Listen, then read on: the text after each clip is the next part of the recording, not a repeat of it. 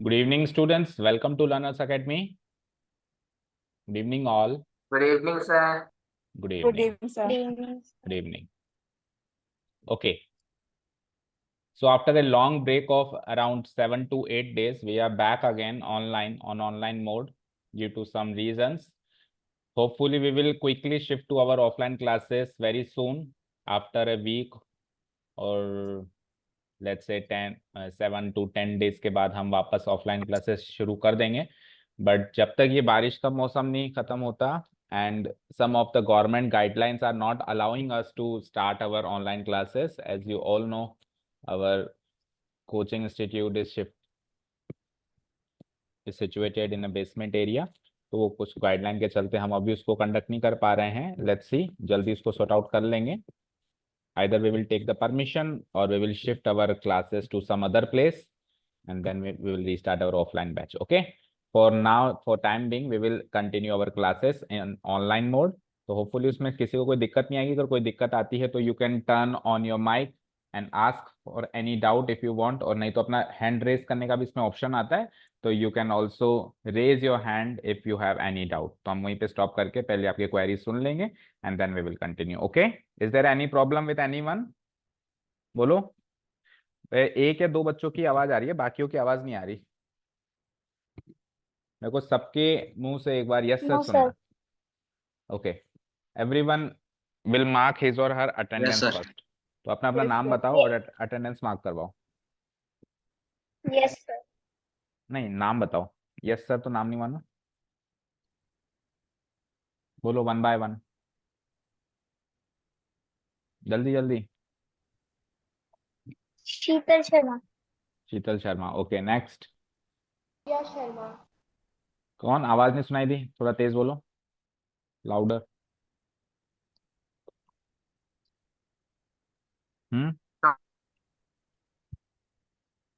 शैली. Okay, next. Priya Sharma. Riya Sharma. Next. Avadhi. Avadhi. Next. Arya. Next.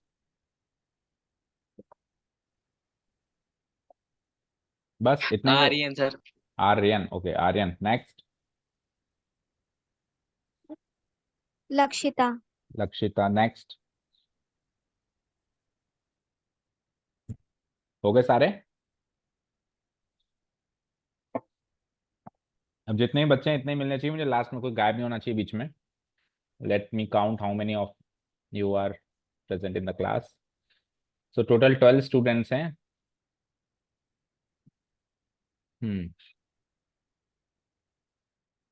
तो ये कि मुझे लास्ट में भी मिलने चाहिए. चलो, let's see. Now we will start our topic. The next topic is some applications of trigonometry. तो रिसेंटली जो हमने चैप्टर खत्म किया that was introduction to trigonometry. तो इंट्रोडक्शन कर दिया हमने, लेकिन सिचुएशंस ऐसी हो गई कि हम उसका टेस्ट नहीं ले पाए. तो जब भी आप वापस ऑफलाइन लौटोगे तो हम उसका टेस्ट भी कंडक्ट कराएंगे चैप्टर नंबर 8 का. अभी अपन ऑनलाइन मोड पे टेस्ट नहीं लेंगे, ऑफलाइन मोड पे ही लेंगे. तो अभी अपन नेक्स्ट चैप्टर स्टार्ट करें. जो नेक्स्ट चैप्टर है हमारा सीरीज में after chapter number 8 which is chapter number 9, some applications of trigonometry. देखो बच्चों, कोई भी नया टॉपिक हम मैथ्स में सीखते हैं तो जब तक हम उसको प्रैक्टिकल तरीके से नहीं सॉल्व करेंगे, दैट मीन्स ट्रिगोनोमेट्री हम सीख गए, इसके कॉन्सेप्ट तो हम सीख गए, बट इसका एप्लीकेशन क्या है. एप्लीकेशन का मतलब होता है यूसेज. एप्लीकेशन का मतलब क्या होता है? यूसेज. इसका प्रैक्टिकल यूसेज क्या है, जब तक ये नहीं समझ में आएगा तब तक उसका कोई भी इंपॉर्टेंस नहीं है सीखने का. तो इस चैप्टर में हम ट्रिगोनोमेट्री के एक यूज की तरफ आपका ध्यान आकर्षित करेंगे. एक यूज है कि अगर हमको किसी पॉइंट से, ध्यान से सुनना, अगर हमको ग्राउंड के अंदर, यानी सपोज करो दिस इज ग्राउंड, ग्राउंड के ऊपर सपोज करो हमको तीन चीजें गिवन हो. पहली चीज किसी वर्टिकल ऑब्जेक्ट की हाइट, किसी वर्टिकल ऑब्जेक्ट की हाइट. दूसरी चीज उस वर्टिकल ऑब्जेक्ट का जो बेस है, जो अर्थ पे लगा हुआ है, वहां से किसी दूसरे पॉइंट की बीच की दूरी. ठीक है. और तीसरी चीज यहां से यहां की दूरी. दैट मीन्स वही राइट एंगल ट्राइंगल बन गया. तो इन तीन चीजों में से अगर मुझे कोई भी एक चीज गिवन हो और साथ में कोई भी एक एंगल गिवन हो तो मैं बची हुई कोई भी चीज निकाल सकता हूं. ये हमने ट्रिगोनोमेट्री में भी करीब करीब कवर किया इस बात को, लेकिन ट्रिगोनोमेट्री में हमने इसको ट्राइंगल के लिहाज से देखा. ट्राइंगल बोले तो भाई एक ट्राइंगल की हाइट है, ट्राइंगल का बेस है, ट्राइंगल की हाइपोटेन्यूज है, ट्राइंगल का कॉरेस्पॉन्डिंग एंगल है। अभी अपन उन सारी चीजों को रियल लाइफ में लेके जाएंगे। रियल लाइफ में कैसे लेके जाएंगे? जैसे मान लो कि जमीन पे कोई खंबा है, तो पहले ट्राइंगल के रेफरेंस में वो हाइट होती थी, अभी वो खंबा हो जाएगा। समझ गए? सपोज करो हम कहते थे बेस, तो अभी अपन क्या कहेंगे? ट्राइंगल के बेस से लेकर किसी और पॉइंट के बीच की दूरी, तो वो ट्राइंगल के रेफरेंस में तो वो हो जाता है बेस, और रियल लाइफ में देखें तो वो कोई अलग ऑब्जेक्ट बन जाता है। कुल मिला के ट्रिगोनोमेट्री के कॉन्सेप्ट को अब अपन रियल लाइफ में लेके चलेंगे। ठीक है। अब इसको स्टार्ट करने से पहले हमको कुछ एक टर्मिनोलॉजी सीखनी पड़ेगी। तो हम सबसे पहले क्विकली उन टर्मिनोलॉजीज की तरफ देखते हैं। कुछ टर्म्स हैं, कुछ नए नए टर्म्स इस चैप्टर में इंट्रोड्यूस होंगे, उसकी तरफ हम देखते हैं, and then we will go to the directly go to the exercise part. एक ही एक्सरसाइज है और काफी इजी एक्सरसाइज है, बस आप कॉन्सेप्ट को ढंग से समझते हुए चलें। ठीक है, चलो। तो यहां तक किसी को कोई भी डाउट, कोई सवाल, कोई क्वेरी पूछनी हो किसी को? बच्चों बताओ, टेल मी। नो? ठीक है। अच्छा, किसी किसी चैप्टर में, इस किसी किसी बुक में इस चैप्टर का नाम हाइट्स एंड डिस्टेंस भी है। हाइट्स एंड डिस्टेंस भी इस चैप्टर का नाम किसी किसी बुक में रखा गया है। सपोज करो आप एनसीईआरटी नहीं फॉलो करते, कोई और स्टूडेंट किसी और दूसरी बुक को फॉलो करता है, वहां पे अगर ये चैप्टर ढूंढना हो तो एप्लीकेशंस ऑफ ट्रिगोनोमेट्री के नाम से नाम मिले तो हाइट एंड डिस्टेंस के नाम से ढूंढ लेना, सेम चीज है। ठीक है। फॉर एग्जाम्पल देखो, अभी एक एक डमी मॉडल तैयार किया। देखो एक टावर है, उस टावर की ये हाइट है।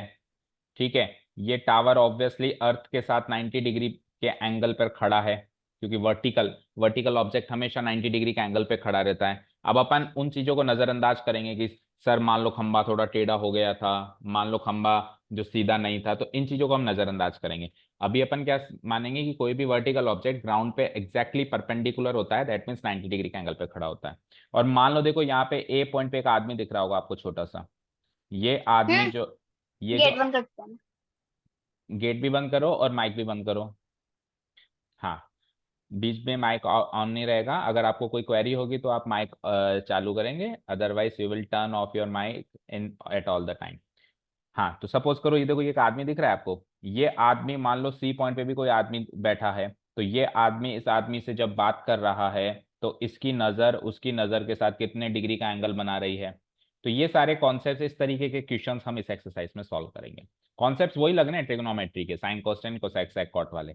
ठीक है। बट क्या है, पहले अपन बेसिक लैंग्वेज में बात कर रहे थे ट्राइंगल के रेफरेंस में, अभी अपन प्रैक्टिकल रेफरेंस में बात करने वाले हैं। ठीक है। तो चलते हैं अब उन टर्म्स की तरफ जो हमको सीखने हैं। सबसे पहले आप चैप्टर की हेडिंग नोट डाउन कर लीजिए सब सारे बच्चे, some applications of trigonometry. Notes बिल्कुल अच्छे से बनाने हैं सभी को, ऐसा नहीं है कि ऑनलाइन क्लास है सर देख नहीं रहे तो नोट्स नहीं बने। जैसे ही ऑफलाइन पे हम शिफ्ट करेंगे, सबसे पहले आपकी नोटबुक चेक होंगी। तो some applications of trigonometry heading डालने के बाद आप सबसे पहले ये ट्राइंगल बना दीजिए क्विकली, और बनते ही यस सर सब मुझे कंफर्मेशन देंगे कि यस सर मेरा बन गया। ये ट्राइंगल बना लो क्विकली हेडिंग डाल के।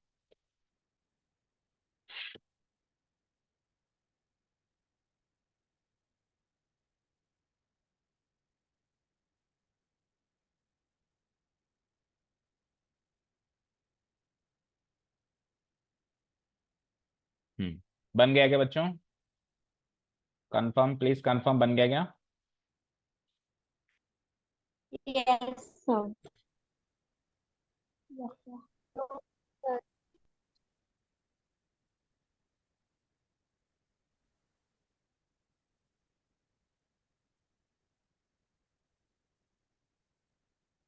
हम्म।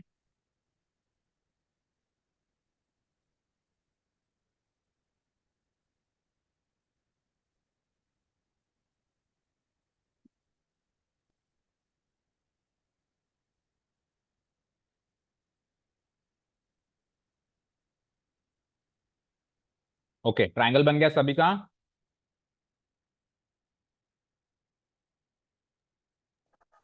Yes sir. अब सब लोग ध्यान से सुनिएगा। पहले मैं बेसिक तरीके से समझा रहा हूँ, मतलब इजी लैंग्वेज में समझा रहे हैं, और फिर टर्मिनोलॉजीज की बात करेंगे। सबसे पहले यहाँ पे अपने को दो तरीके के एंगल्स के बारे में सीखना है। ये दो टर्म्स आप बार बार इस एक्सरसाइज में पढ़ते हुए देखेंगे, करीब करीब हर एक क्वेश्चन में ये दो टर्म्स आपको दिखाई देगा। One is angle of elevation and the other is angle of depression. One is angle of elevation and the other one is angle of depression. First of all, let's understand what does these terms mean. Angle of elevation या depression का मतलब है, angle तो सबको समझ में आ गया, एलिवेशन और डिप्रेशन क्या है? अब ध्यान से सुनिएगा, बड़े ही ध्यान से सुनिएगा। सपोज करो, एक सिचुएशन कंसीडर करते हैं, आ जाओ जल्दी से अवधि।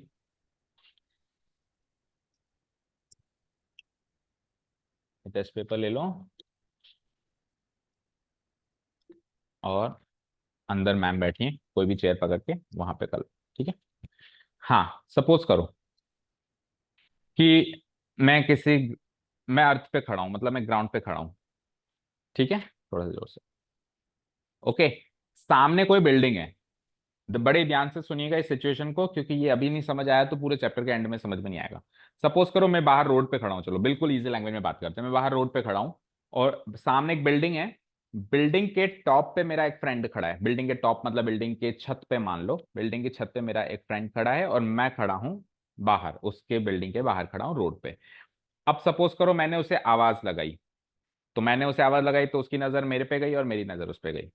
अब ध्यान से सुनिएगा, अगर मैं उसको नहीं देखता हूं, अगर मैं जो बिल्डिंग के ऊपर इंसान खड़ा है मेरा फ्रेंड, उसको नहीं देखता हूं, अगर मैं सामने देखता हूं तो मेरी जो आई साइट है, मेरी जो नजर है वो बिल्कुल ऐसे सामने है। ओके, समझ आ रहा है, मेरी नजर बिल्कुल ऐसे सामने है। अब सपोज करो मुझे उसको देखना है, तो मेरी गर्दन कह लो या मेरी नजर कह लो किस एंगल पे ऊपर उठी, देख पा रहे हो आप वीडियो के अंदर, किस एंगल पे वो ऐसे ऊपर उठी। जिस एंगल पे मेरी नजर ऊपर उठी उस एंगल को कहते हैं एंगल ऑफ एलिवेशन। बोलो समझ आया क्या?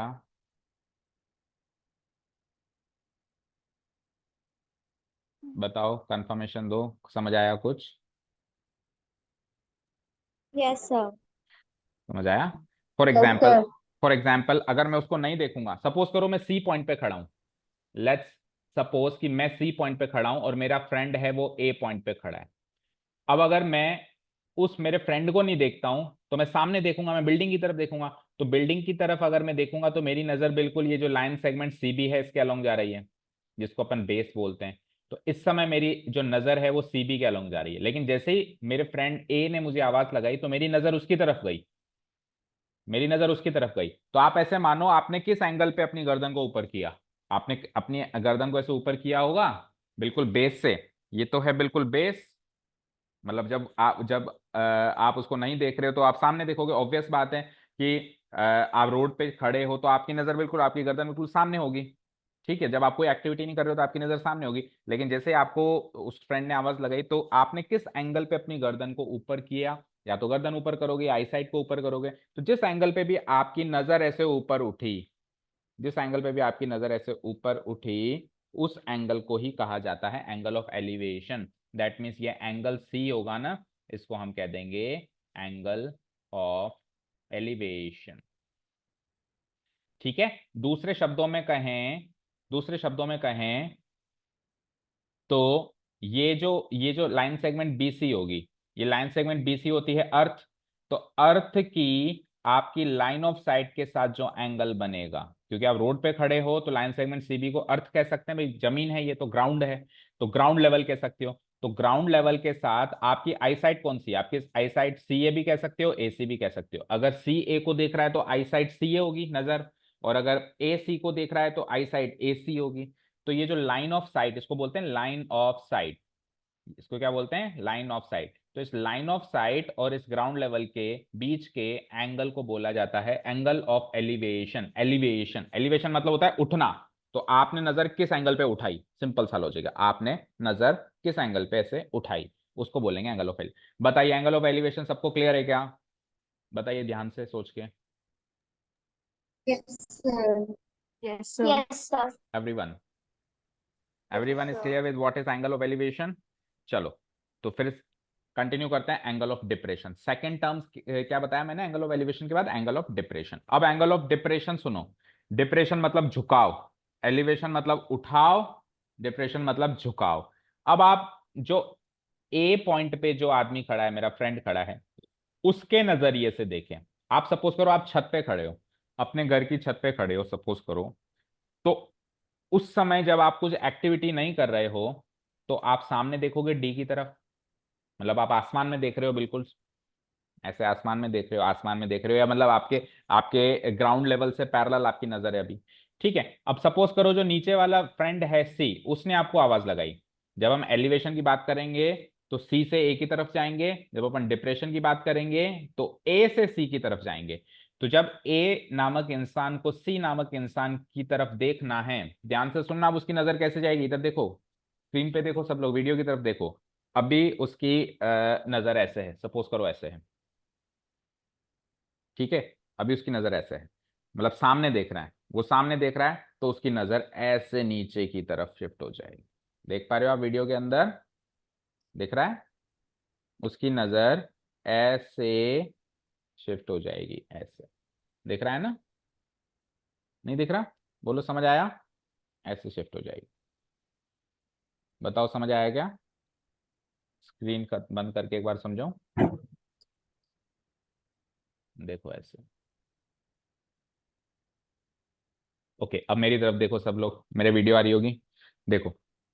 सपोज करो ये तो है टॉप ऑफ द बिल्डिंग, अब टॉप ऑफ द बिल्डिंग पे कोई इंसान खड़ा है, तो वो नीचे नहीं देख रहा है, तो उसकी नजर ऐसे सामने होगी। लेकिन सपोज करो नीचे किसी इंसान ने उसको आवाज लगाई, तो उसकी नजर ऐसे शिफ्ट होगी, देखना ऐसे, ऐसे। ये दो पेन्स है ना मेरे हाथ में, देखो, एक तो बिल्कुल बेस लेवल है और एक उस इंसान की तरफ उसकी नजर जा रही है। तो ये इन दोनों पेन्स के बीच का जो एंगल है, इसको कहते हैं एंगल ऑफ डिप्रेशन। समझ आ रहा है, बोलो बच्चों। यस सर आ रहा है।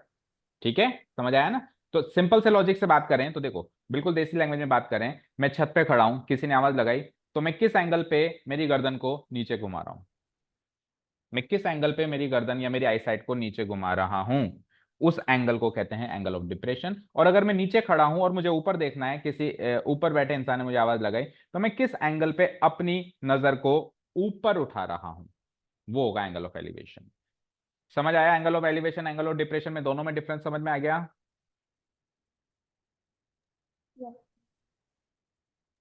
Yes, sir. ओके, रिया को समझ में आ गया, व्हाट अबाउट अदर्स, रिया, आर्यन बताओ, अवधि, शैली, लक्षिता, सारे लोग बोलो। Yes, sir. Yes sir. Yes, sir. आ गया। रिया शर्मा, मेहुल बोलो, एंड आर्या बोलो, अवधि, ओके, परीक्षित,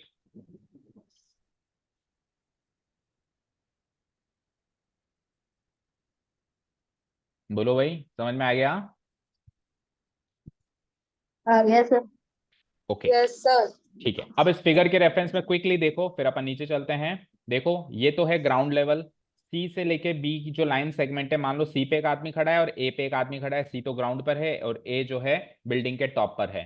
ठीक है, तो सी पे जो आदमी खड़ा है, 1 सेकेंड,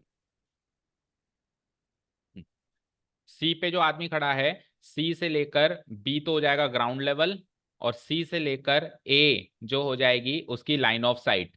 तो ग्राउंड लेवल और लाइन ऑफ साइट के बीच का एंगल हो जाएगा angle of elevation. And let's talk about depression. मान लो ए पे कोई आदमी खड़ा है, तो ए से लेके डी ये होगा उसका बेस लेवल। अब देखो कई बच्चों को ये डाउट्स हैं, या ये एक तरीके से भ्रम है, कई बच्चों को ये भ्रम है कि ये तो एंगल ऑफ एलिवेशन है, इसमें तो कोई डाउट नहीं है, लेकिन ये वाले एंगल को वो एंगल ऑफ डिप्रेशन मानते हैं। ये वाला एंगल को देखो ध्यान से, एंगल ऑफ डिप्रेशन, जो कि हरगिज गलत है। ये वाला एंगल बिल्कुल भी एंगल ऑफ डिप्रेशन नहीं है, बिल्कुल नहीं है। एंगल ऑफ डिप्रेशन ये वाला एंगल है, चेक करो, एंगल ऑफ डिप्रेशन ये वाला एंगल है। ठीक है, ये वाला एंगल एंगल ऑफ डिप्रेशन है। तो एंगल ऑफ डिप्रेशन डिसाइड करने के लिए आपको क्या करना पड़ेगा, जो बिल्डिंग के टॉप पे इंसान बैठा है उसकी बेस लाइन ऑफ साइट ये होगी, जो कि बिल्कुल ग्राउंड के पैरेलल होगी, ग्राउंड लेवल के बिल्कुल वो पैरेलल होगी। और फिर उसकी एक्चुअल लाइन ऑफ साइट जब वो सी को देखता है, तो एक्चुअल लाइन ऑफ साइट और बेस लाइन ऑफ साइट के बीच का एंगल होगा एंगल ऑफ डिप्रेशन। जो नीचे बैठा है उसकी बेस लाइन ऑफ साइट हो जाएगी सी बी, और एक्चुअल लाइन ऑफ साइट हो जाएगी सी ए। ठीक है, और जो ऊपर ए बैठा है, ए वाले पॉइंट पे बैठा है, उसकी बेस लाइन ऑफ साइट हो जाएगी ए डी, और एक्चुअल लाइन ऑफ साइट हो जाएगी AC। तो बेस लाइन ऑफ साइट और एक्चुअल लाइन ऑफ साइट के बीच के एंगल को ही हम एंगल ऑफ डिप्रेशन या फिर एंगल ऑफ एलिवेशन कहते हैं। अगर सबको क्लियर हो तो नीचे का लिखवाना शुरू करें। बोलो, क्लियर है? कर दें स्क्रॉल डाउन? ये फिगर बना भी लिया सबने? बोलो। एंगल सी पे आप लोग मार्क कर दो एंगल ऑफ एलिवेशन पेंसिल से।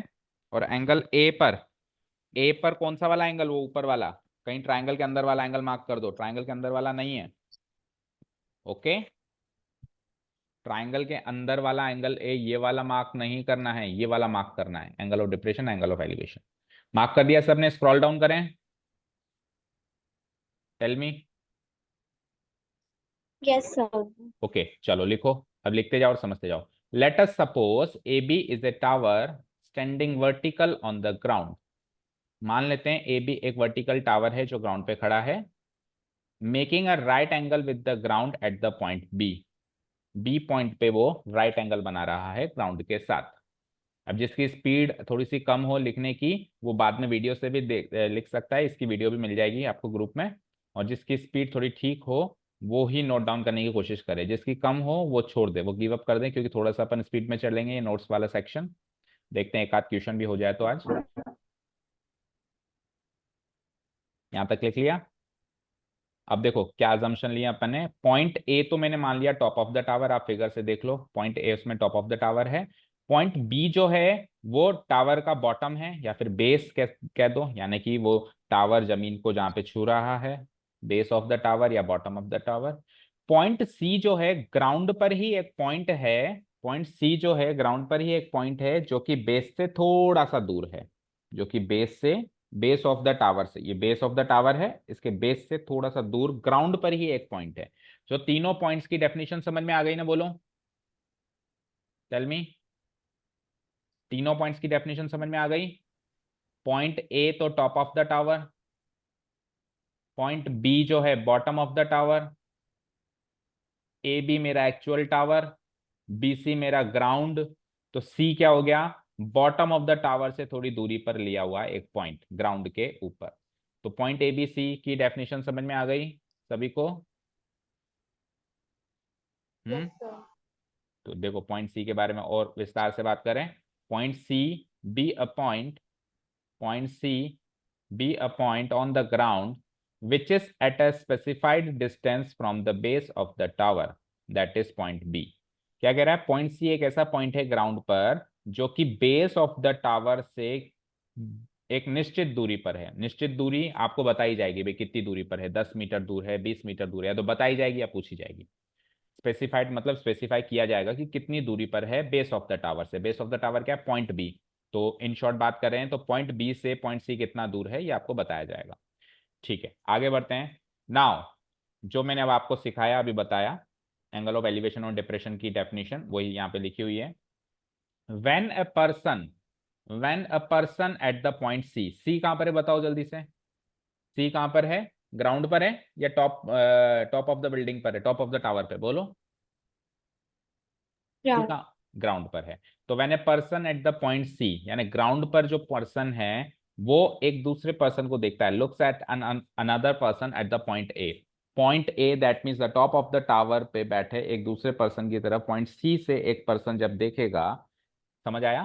पॉइंट सी तो है ग्राउंड पर, पॉइंट ए है टॉप ऑफ द टावर, यानी कि ग्राउंड से टॉप ऑफ द टावर जब पर्सन देखेगा तो उसकी लाइन ऑफ साइट क्या बनेगी? देखो सी से लेके ए, तो सी से लेके ए लाइन ऑफ साइट को हम क्या कह सकते हैं? या तो सी ए या फिर ए सी, या तो सी ए या फिर ए सी।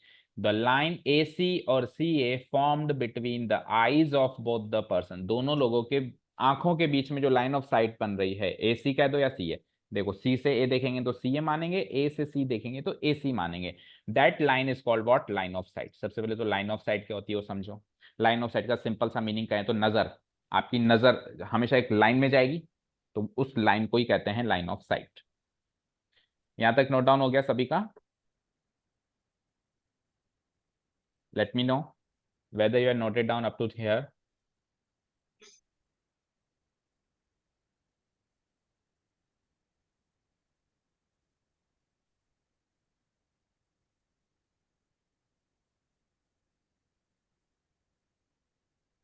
ये नमन जैन क्लास 9th का बैठा है क्या इसमें? सर बेटा आपकी क्लास अभी यस सर। लेट है, आप चिल मारो अभी जाओ, क्लास आपकी लेट है 6:15। सर मैं 9th का ही हूँ। हाँ पर ये 10th चल रही है बेटा, अच्छा ठीक। आपके टाइम पे आओ 6:15 पे।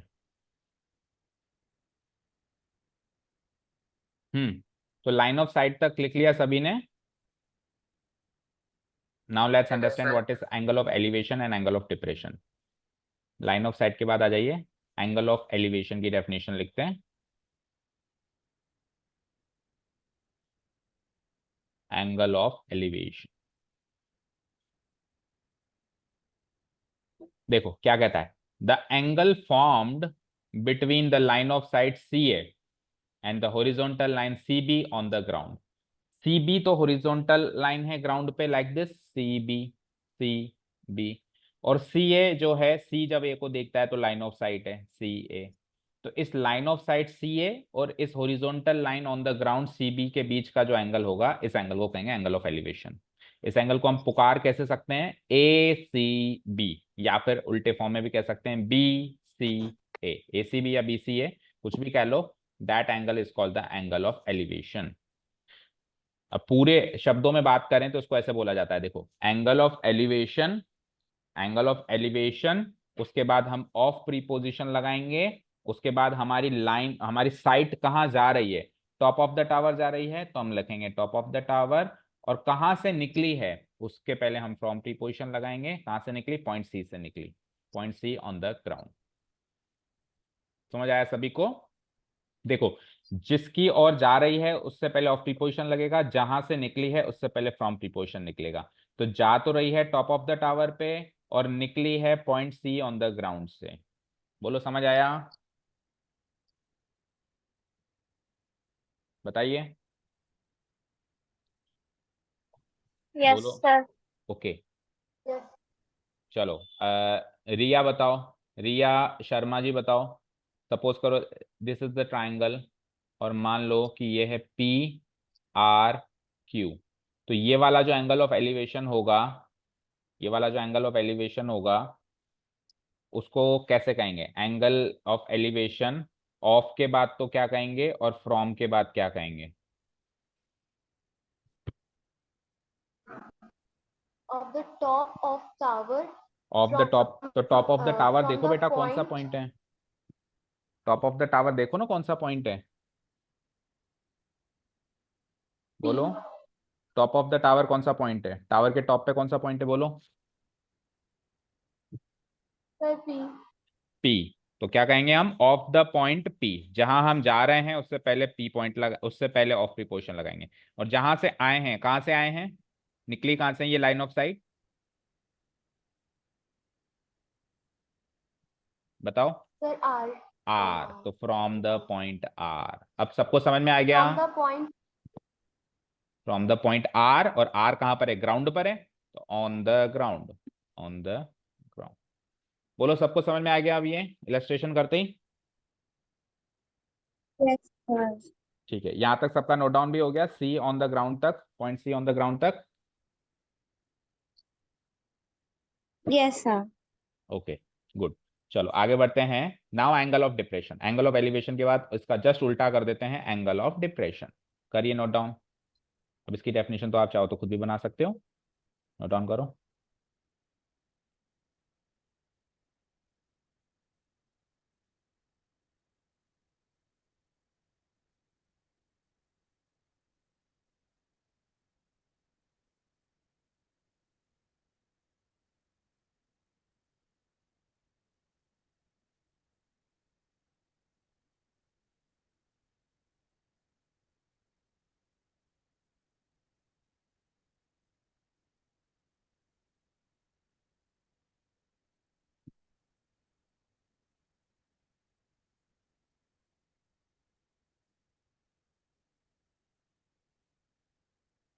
हम्म, देखें एंगल ऑफ डिप्रेशन क्या है, the angle formed between the line of site. अभी देखो पहले भी लाइन ऑफ साइट थी, अभी भी लाइन ऑफ साइट है, बट नोटिस करो पहले लाइन ऑफ साइट सी ए थी, अभी ए सी है, क्योंकि पहले सी से ए की तरफ जा रहे थे जब एंगल ऑफ एलिवेशन की बात कर रहे थे, अभी ए से सी की तरफ जाएंगे।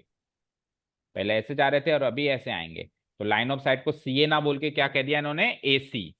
ठीक है, अब लाइन ऑफ साइट के बीच का एंगल, लाइन ऑफ साइट और दूसरी लाइन कौन सी है? देखो एलिवेशन के केस में तो दूसरी लाइन हमारा ग्राउंड लेवल होता है, लेकिन डिप्रेशन के केस में दूसरी जो लाइन होती है वो दिखती हुई लाइन नहीं होती।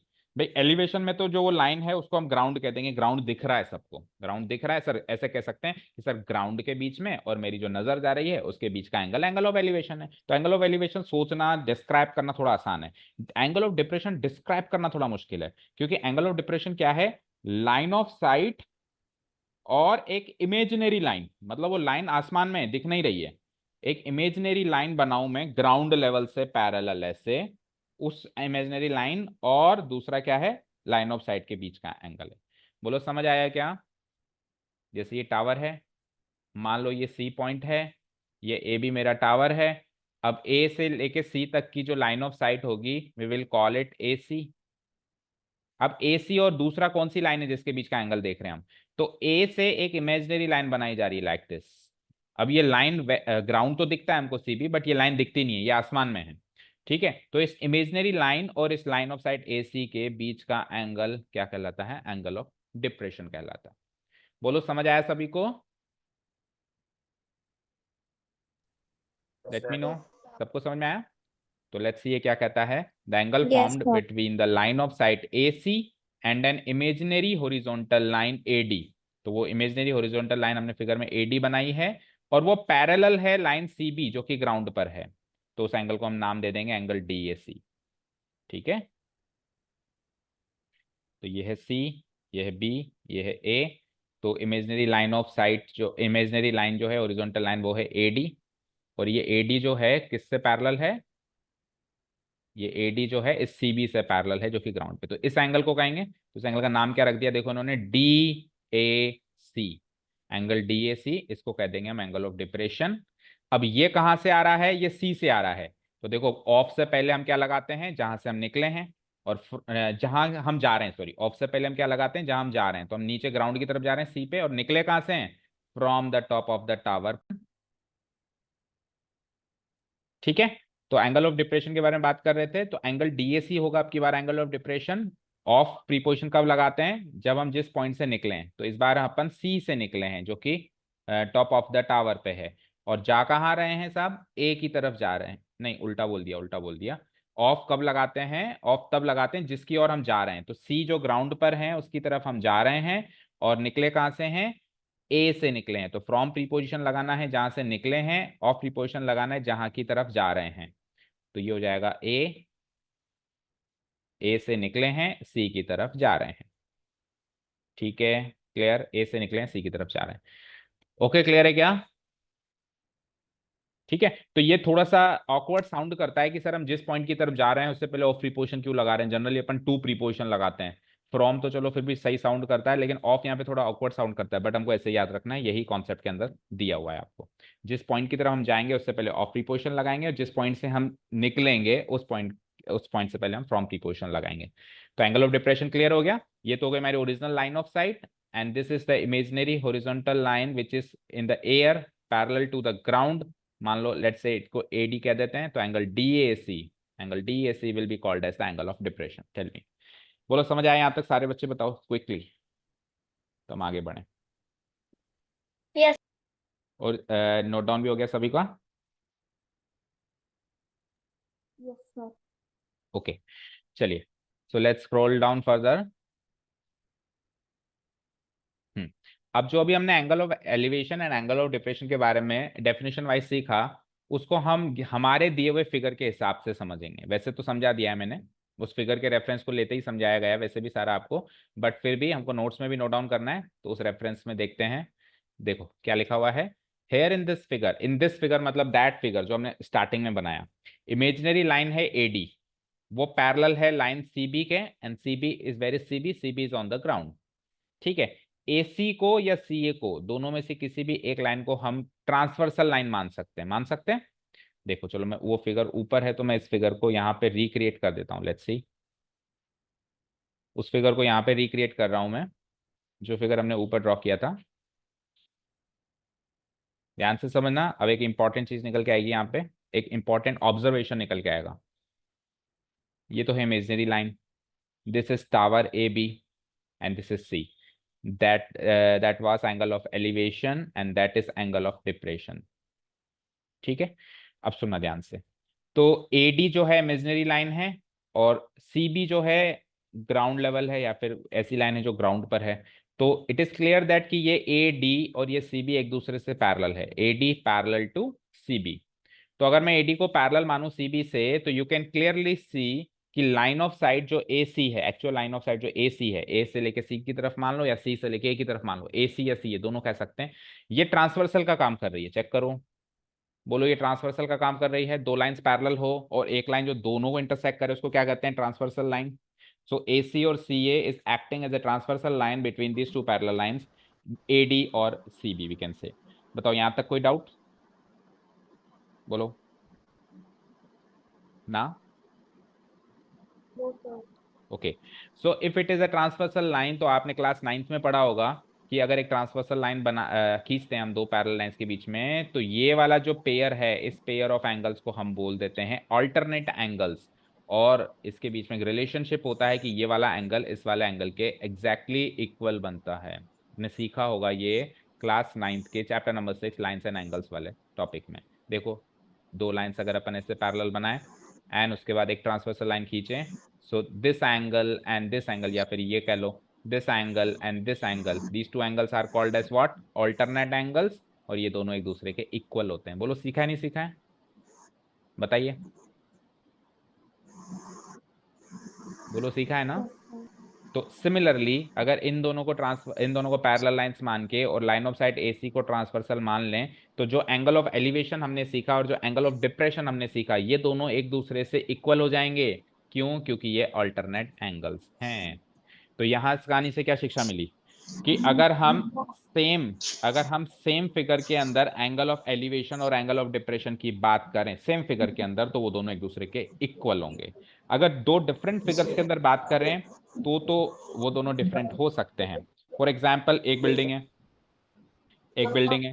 एक इंसान नीचे खड़ा है, एक इंसान ऊपर खड़ा है। अब आप ध्यान से सुनना जो मैं कह रहा हूँ। ये माइक किसका ऑन है? Please turn off your mic. Purnima अपना माइक ऑफ करो, और आपकी क्लास अभी 10 मिनट के बाद है, तो if you want you can leave. अब ध्यान से सुनना। सपोज करो बिल्डिंग के ऊपर कोई दोस्त खड़ा है और बिल्डिंग के नीचे मैं खड़ा हूं। अब सपोज करो दोनों एक दूसरे की तरफ देख रहे हैं, तो ये तो बड़ा ही लॉजिकल सी चीज है, आप खुद भी समझ पाएंगे कि दोनों को एक दूसरे की तरफ देखने के लिए, नीचे वाले को ऊपर वाले की तरफ देखने के लिए जितना सिर ऊपर उठाना पड़ेगा, ऊपर वाले को उतना ही सिर नीचे झुकाना पड़ेगा। बिल्कुल इक्वल एंगल पे उनको सिर ऊपर और नीचे झुकाने पड़े। फॉर एग्जाम्पल, अगर मुझे 60 डिग्री ऊपर देखना पड़ रहा है उससे बात करने के लिए, तो उसको भी अपने बेस लेवल से 60 डिग्री नीचे देखना ही पड़ेगा। तो जो जितने एंगल पे मैं मेरा सिर ऊपर उठा रहा हूं उसको एंगल ऑफ एलिवेशन कहते हैं, जिस एंगल पे वो अपना सिर नीचे झुका रहा है उसको एंगल ऑफ डिप्रेशन कहते हैं। तो क्लियर है कि सेम सिचुएशन के अंदर एंगल ऑफ एलिवेशन और एंगल ऑफ डिप्रेशन एक दूसरे के एग्जैक्टली इक्वल होंगे। बोलो समझ आया क्या? बोलो समझ आया? Yes sir. समझ में आया? हाँ, अगर दो डिफरेंट बिल्डिंग्स हैं, मान लो मैं तो इस बिल्डिंग के टॉप पे एक इंसान से बात कर रहा हूं और कोई दूसरी बिल्डिंग के टॉप पे जो इंसान है वो मुझसे बात कर रहा है, तो अब मेरा इससे एंगल ऑफ एलिवेशन और दूसरे इंसान का मुझसे एंगल ऑफ डिप्रेशन ये तो अलग अलग होंगे, क्योंकि ये दो डिफरेंट बिल्डिंग्स हो गई। लेकिन अगर सेम ही बिल्डिंग की बात करें तो एंगल ऑफ एलिवेशन और angle of depression exactly same होंगे। या यूं मैं कहूं, अगर कॉन्सेप्चुलाइज करें इस पूरी चीज को, तो सेम ट्रायंगल के अंदर जो angle of elevation angle of depression बनेंगे वो एग्जैक्टली इक्वल होंगे। और इसको अपन मैथमेटिकली भी देख सकते हैं, क्योंकि ये दोनों एक दूसरे से अल्टरनेटिवली क्या है, कनेक्टेड हैं, अल्टरनेट एंगल्स इक्वल होते हैं। तो angle of elevation and angle of depression will be equal to each other. So here comes the conclusion. Let's see what is the conclusion. So we conclude that angle of elevation is equal to angle of depression. ये conclusion लिखो. What do we conclude? That angle of elevation is equal to angle of depression. और यहाँ पे हमारा ये note section खत्म होता है। Now we can proceed forward towards the exercise. मैं जानता हूँ टाइम हो गया है, बट हम एक क्वेश्चन तो करेंगे ताकि जो भी हमने सीखा वो थोड़ा बहुत तो समझ में आए, अदरवाइज सारा बिल्कुल गुल हो जाएगा कल तक। कंक्लूजन लिख दो बेटा, इसका रीजन लिख देना alternate angles. The conclusion is angle of elevation is equal to angle of depression in the same situation. याद रखना, आप सेम सिचुएशन की बात हो रही है, वहां पे दोनों इक्वल होंगे। अगर दो डिफरेंट सिचुएशंस हैं तो फिर angle of elevation, angle of depression can be different also.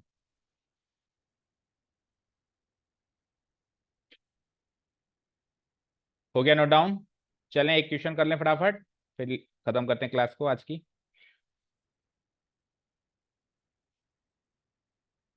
Please confirm, have you noted down? Yes, sir. Only Shaurya has noted down. What about other students? Yes. Yes, कोई sir. कोई दूसरे का Yes, wait sir. नहीं करेगा, सब अपना अपना confirmation देंगे। ज्योति लिख लिया? Yes sir. Okay, Avadhi, Riya Yes, sir. Sharma, Riya Jain, Sheetal, Yes, sir. Okay Yes, sir. चलो। So let's quickly come to the exercise portion. एक एक क्वेश्चन करेंगे, ज्यादा नहीं, मुझे पता है टाइम हो गया है एंड आपको फ्रस्ट्रेशन भी हो रही होगी, जैसा कि होती है वैसे भी। 1 या 2 मिनट एक्स्ट्रा ले लेते हैं तो ठीक है। आपका काम है फ्रस्ट्रेट होना और हमारा काम है करना। That's we what we are meant for. Exercise number 9.1।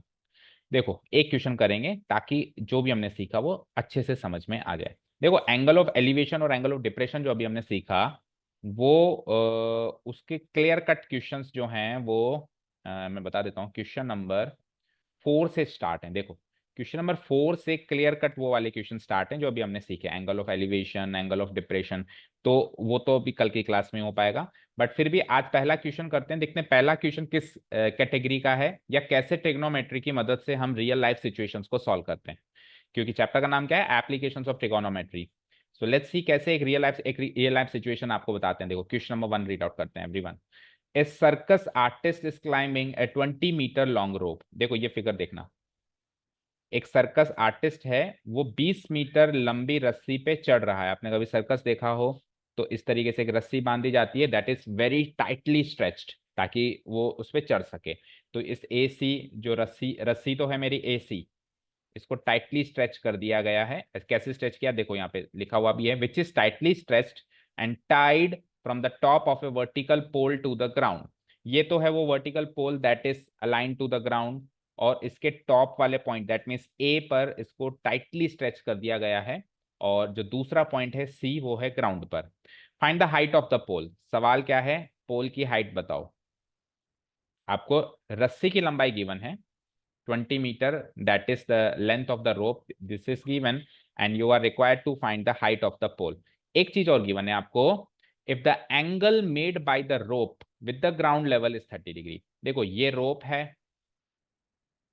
और ये है मेरा BC ग्राउंड लेवल, तो रोप ने ग्राउंड लेवल के साथ कितने डिग्री का एंगल बनाया है, 30 डिग्री, वो मुझे गिवन है, that is given.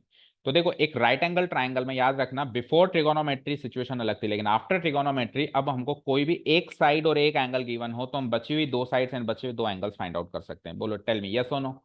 With the help of trigonometry we can find ना, एक कोई भी साइड गिवन हो और एक कोई भी एक्यूट एंगल गिवन हो, क्योंकि 90 डिग्री तो फिक्स है, राइट एंगल ट्राइंगल है, 90 डिग्री तो हो गई होगा। एक कोई भी बचे हुए 2 एक्यूट एंगल्स में से एक एक्यूट एंगल गिवन हो और तीनों में से कोई भी एक साइड गिवन हो, तो we can find any other side.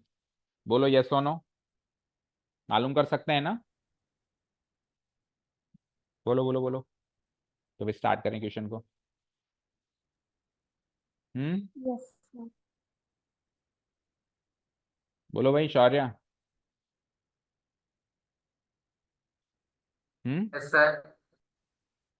Okay चलो let's start then the presentation part of the question. सबसे पहले तो आप ये फिगर बना देंगे राइट हैंड साइड में, and let's start the question. Start writing everyone.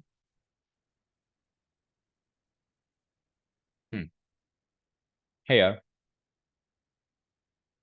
a rope AC is given as tightly stretched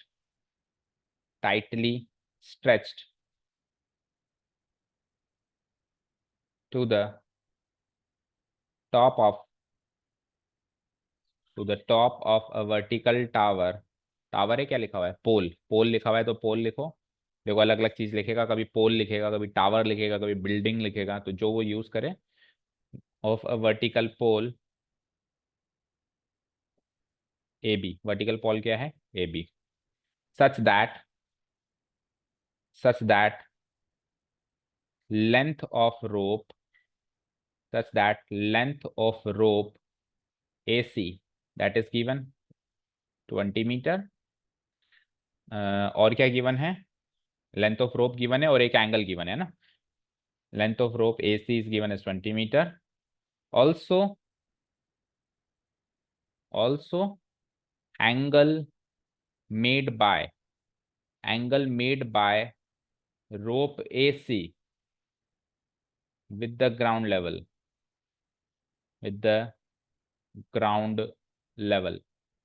okay. Ground level क्या है? CB, with the ground level CB, that is।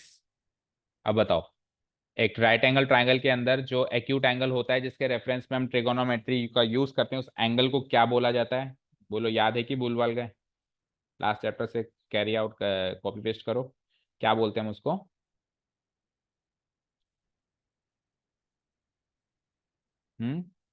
No one is able to remind.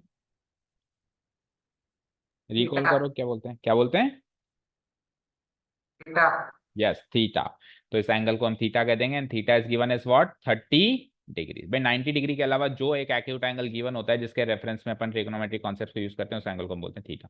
So theta is given as 30 degree, AC is given as 20 metre. मोटे तौर पे बात करें तो ये दो चीजें गिवन है। अब अपने को इस हाइट ऑफ द टावर को निकालना है, यानी AB की लेंथ निकालनी है। ओके, तो देखो एक बार फिगर को मैं फिर से हाईलाइट करता हूं। देखो तो स्क्रीन पे, अगर इस फिगर में इसको थीटा माने 30 डिग्री को, तो इसके सामने वाली साइड AB हो जाएगी मेरी opposite side. Tell me yes और नो।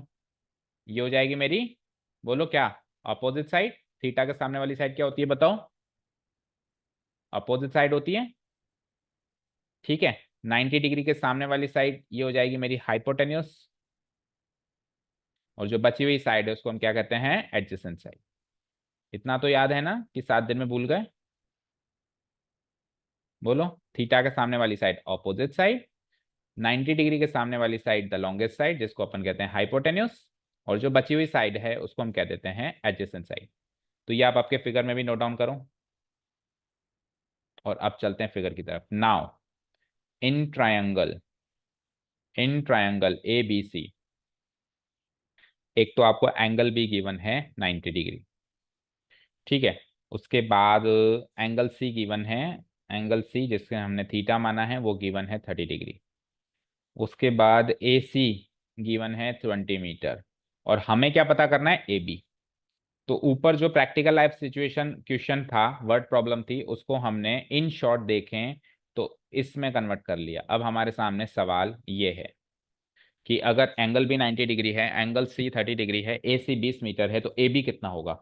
ये सॉल्व कर दो तो वो रियल लाइफ सिचुएशन सॉल्व होती है, जो कि क्या थी कि पोल की लंबाई निकालो, पोल की हाइट निकालो, वो सॉल्व हो जाती है। That means now we are required to find AB। So tell me one thing, सारे बच्चे सोच के बताओ कि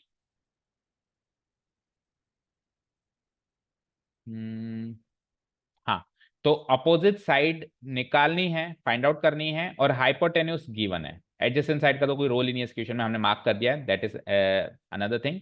बट हमको इन दोनों का कनेक्शन फाइंड आउट करना है। सो सारे बच्चे सोच के बताओ, अपोजिट साइड और हाइपोटेन्यूस का कनेक्शन कौन से ट्रिगोनोमेट्रिक रेशियो में होता है? From the 6 trigonometric ratio, sine cosine cosec sec cot. Sin theta. Yes, very good, sine theta. Sine theta. Yes, very good. तो फॉर्मूला सबको याद है ना? OAO upon HHA। That means sin theta is what? Opposite side divided by what, hypotenuse. तो opposite side और hypotenuse का ratio जो होगा साइन थीटा में होगा। दैट मीन्स हमको साइन सी लगाना है इक्वेशन में। ठीक है, कोई नहीं आके बताएगा कि 6 में से कौन सा ट्रिग्नोमेट्रिक यूज करना है, आपको सोचना है कि 3 साइड में से किन 2 साइड का कनेक्शन इस क्वेश्चन में यूज किया गया है। भाई एक साइड पूछी है, एक साइड निकाली गई है, तो वो दोनों साइड का रेशियो को हम क्या कहते हैं, साइन थीटा कहते हैं। ओके चलो, तो क्या लिखेंगे हम यहाँ पे नाउ। अच्छा, इसके आगे ये मेंशन कर दो यार, देखो ये जो AC है ना, इस AC के आगे मेंशन कर दो, जो AC है वो क्या है बोलो, हाइपोटेन्यूज। और जो AB है हमसे जो पूछा गया है उसको क्या कह देंगे हम, अपोजिट साइड, अपोजिट साइड। ठीक है, सो नाउ साइन C, वैसे तो अपन थीटा बोलते हैं उसको, लेकिन अभी हमको वो C जो लेटर है वो गिवन है, तो हम उसको C बोल सकते हैं। Sine C equal to, sine का formula is opposite side divided by hypotenuse, opposite side divided by hypotenuse. ठीक है, अपोजिट साइड है मेरी क्या, AB, and adjacent sorry hypotenuse है क्या, AC, और एंगल C क्या है, 30 डिग्री। तो यहाँ पे जो जो वैल्यूज हैं उसको पुट अप करो, दैट इज साइन C की वैल्यू क्या है बोलो, 30 degree. So it will be like sine 30 degree. AB मुझे फाइंड आउट करना है, so let it be AB only. और AC मुझे ऑलरेडी गिवन है, क्या गिवन है, 20 मीटर, सो AB बाय 20 हो जाएगा। यहाँ तक कोई डाउट बोलो, इसके बाद यहाँ आ जाओ। यहाँ तक कोई doubt, sine 30 degree equal to AB by 20 तक आ चुके हम। भाई AB तो मिसिंग है, AB को AB लिखेंगे, AC गिवन है 20 और एंगल C गिवन है 30 डिग्री। ये गिवन है और ये गिवन है, दो चीजें गिवन। बोलो यहाँ तक कोई डाउट किसी बच्चे को? No sir. No sir. ठीक है, चलो, तो साइन 30 डिग्री की वैल्यू जिससे मैं पूछूं वो बताएगा। देखते हैं कितना याद है, पिछले चैप्टर के टेस्ट के लिए रेडी भी है कि नहीं है। सो कौन बताएगा? Yes, Tina. Tina please tell me what is sine 30 degree. 1/2. Yes, very good. So sin 30 degree is what? 1/2. Implies sin 30 degree की value will put 1/2 and AB divided by 20. What we will do, we will just cross multiply them. So 2 into AB will give me 20, 1 ja 20. And from here on, we can find the value of AB as 20 on 2. And what is 20 on 2? It is 10. Okay, so finally, conclusion part. Hence the height of the tower,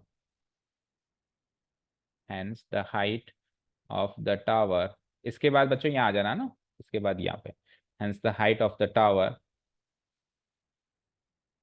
that is AB equal to 10 meter. Please match the answer from your answer key given at the back side of the book and let me know whether we are correct or not. और कोई doubt है, कोई confusion है, answer mismatch है तो जल्दी से बताओ। तो क्लास खत्म करें आज की। करेक्ट है। Correct, okay, very good. बोलो, समझ में आया पहला क्वेश्चन? हाँ बोलो, सॉरी। Yes sir. हमें इक्वल टू सर, हमें साइन 30 की इक्वल टू 1/2 का रीजन थोड़ी ना लिखना ना पड़ेगा। ना ना ना, बिल्कुल नहीं लिखना हमको। साइन 30 की वैल्यू 1/2 है, that is understood in this chapter और that is even understood in the previous chapter 2।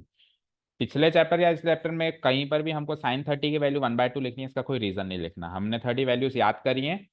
5 trigonometric ratios में नहीं, 6 ट्रिगोनोमेट्रिक रेशियोज में 5 स्पेसिफिक एंगल्स को हमने याद किया है, 0 degree, 30 degree, 45 degree, 60 degree, 90 degree. उसकी वैल्यू को आपको डायरेक्टली यूज करना है। You do not need to give any explanation or reason for that. Is this clear? Okay sir. Okay, good. So any other query or doubt? Or shall we leave?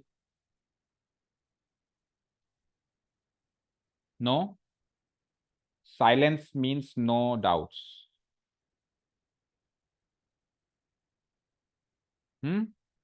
No doubts? Yes sir, no doubt. Okay, no doubt. चलिए, तो आज के लिए काफी है। आज क्या किया, इंट्रोडक्टरी पार्ट किया, एप्लीकेशन ऑफ ट्रिग्नोमेट्री को। एक क्वेश्चन शगुन का बनता है ना, नहीं तो जो सीखा वो समझ में नहीं आएगा। तो कल से अपन फुल फ्लो में एक्सरसाइज को सीखेंगे। आज पहला ही दिन था ऑनलाइन क्लास का, तो थोड़े से डिस्टर्बेंसेस, थोड़ी सी दिक्कत भी आई स्टार्ट करने में, थोड़ी कनेक्टिविटी इशू भी है थोड़ा सा आज। तो कल से अपन फुल स्पीड में चलेंगे और इस एक्सरसाइज को कंटिन्यू करेंगे, और होपफुली ऑनलाइन सेशन के अंदर ही हम ये चैप्टर तो खत्म कर देंगे। तो when you will come back to your offline sessions, तो हम दोनों चैप्टर्स का कंबाइंड टेस्ट भी ले सकते हैं, chapter number 8 and 9। So be prepared for that also. Okay और जो बच्चे नहीं जुड़े, देखो अराउंड 35-37 स्टूडेंट्स में से ओनली आई कैन सी 13 और 14 स्टूडेंट्स। तो जो बच्चे नहीं जुड़े हैं उनको बता दो भैया कोर्स चल रहा है, बाद में फिर कोर्स निकल जाएगा, फिर कहोगे समझ नहीं आया, तो you only will be responsible for this. अगर आपको जुड़ने में कोई प्रॉब्लम हो रही है तो please consult to me, please consult to any other staff of our academy. Sir से पूछ लो, मुझसे पूछ लो, बट ऐसा नहीं कि जुड़ेंगे ही नहीं तो फिर लॉस आपका है। ओके बच्चों, करें क्लास वाइंड अप। चलिए, thank you so Yes, much for sir. Listening to us, have a nice day, keep learning and bye bye.